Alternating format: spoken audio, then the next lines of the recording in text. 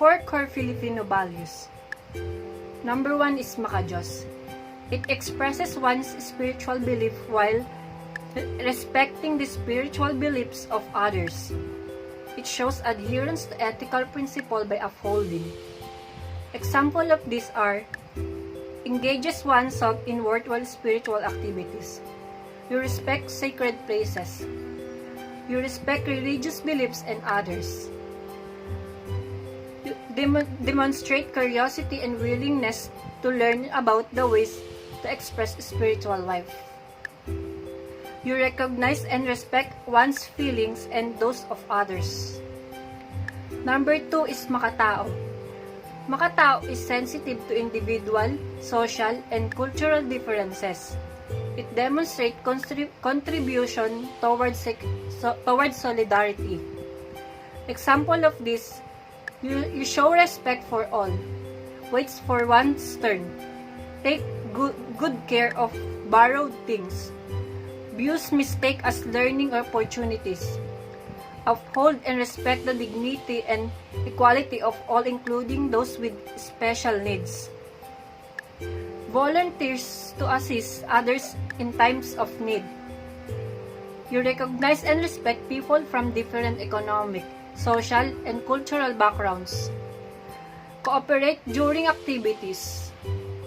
Recognize and accept the contribution of others toward a goal. Consider diverse views. Communicate respectfully. Accept defeats and celebrates others' success. Enables others to succeed. Speak out against and prevents bullying. Number 4 is Makakalikasan. Makakalikasan cares for the environment and utilize resources wisely, judicially, and economically. Example of these are, you shows a caring attitude towards the environment. You practice waste management, conserves energy and resources. The last is Makabansa. Makabansa demonstrate pride in being a Filipino, exercises the rights and responsibility of Filipino citizens. Example of these are, identifies oneself as Filipino. You respect the flag and national anthems. Takes pride in diverse Filipino cultural expressions, practices, and traditions. Promote appreciations and enhancement of Filipino languages. You abide the rules by the government. Enables others to develop interest and pride of being a Filipino. What is the importance of unity and patriotism? Patriotism refers to the passionate love one has for their country, and unity refers for being as one of a group or country. These virtues pushes to citizens of a country to work for their country selflessly and make it better. In other words, patriotism and unity means keeping the country's interest first, then thinking about oneself. This helps in building the nation stronger. There are other significances of patriotism as well. Usually, we refer to our country as motherland. This further proves that we must have the same love for our country as we have for our mother. After all, our country is no less than a mother. It nurtures us and helps us grow. Everyone must possess the virtue of patriotism as it makes it better. In addition, unity also enhances the life quality of the citizens. It does that by making people work for the collective interest of the country.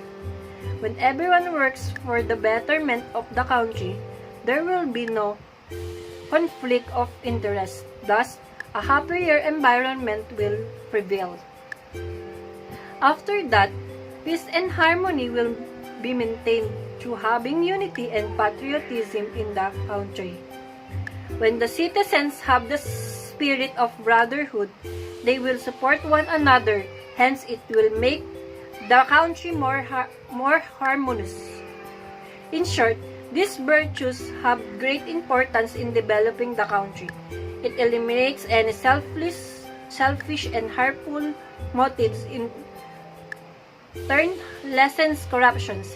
Similarly, when the government becomes free of corruptions, the country will develop faster. What is the importance of having equality and respect for the law and the government? It ensures dignity, equality, and welfare.